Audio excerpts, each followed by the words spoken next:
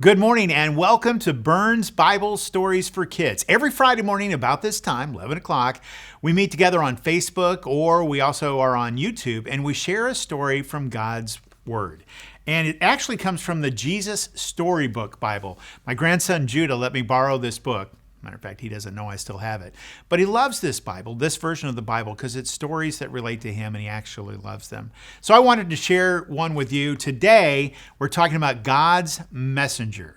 And I hope you like this story of Jonah. God had a job for Jonah, but Jonah didn't want it. God said, "Go to Nineveh and tell your worst enemies that I love them." And Jonah said, "No, they're bad people who do bad things." God said, "Exactly. They have run far away from me, but I can't stop loving them. I will give them a new start. I will forgive them." But Jonah said, "No, they don't deserve it." Jonah said to himself, "I'll run away, far away, so far away that God won't be able to find me. Then I won't have to do what God says." That's a good plan. He thought because as far as he knew, it was a good plan. But of course, it wasn't a good plan at all. It was a silly plan because you can't run away from God. He will always come and find you. Jonah went ahead with his not very good plan. One ticket to not Nineveh, please.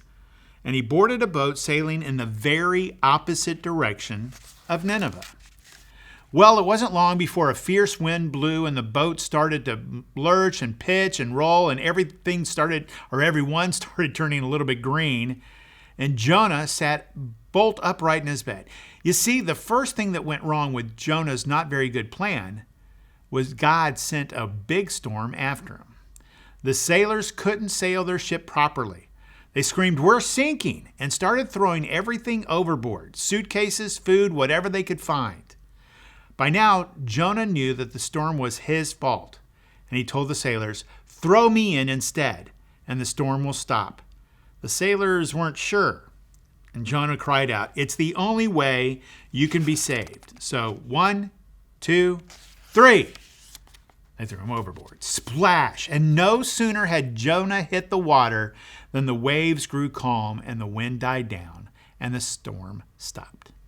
Just then, when Jonah thought it was all over, when he was sure he was going to drown, God sent a big fish to rescue him.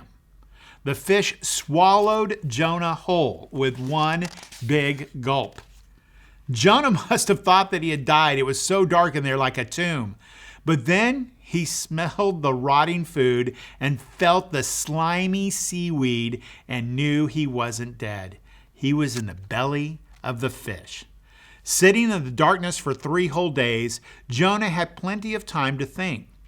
Pretty soon he realized his plan was, well, a pretty silly plan indeed. He was sorry for running away. He prayed to God from inside the great fish and asked God to forgive him. And after 3 days, the fish spat Jonah safely onto a sandy beach. And just then, Jonah heard someone calling his name. God said, "Go to Nineveh." And this time Jonah said, yes. He went straight to Nineveh and told everyone God's wonderful message. Even though you've run far from God, He can't stop loving you, Jonah would tell him. Run to Him so He can forgive you. The people of Nineveh listened to Jonah and they started loving God. They learned to do what God said and stopped running away from Him, just like Jonah. Many years later, God was going to send another messenger with the same wonderful message. Like Jonah, he would spend 3 days in utter darkness. But this messenger would be God's own Son. He would be called the Word because he himself would be God's message. God's message translated into our own language. Everything God wanted to say to the whole world in a person. Thanks so much for joining us for Burns Bible Stories for Kids. We'll have another great story for you next Friday morning at 11 right here on our Facebook page or on YouTube. Hope you have a great week.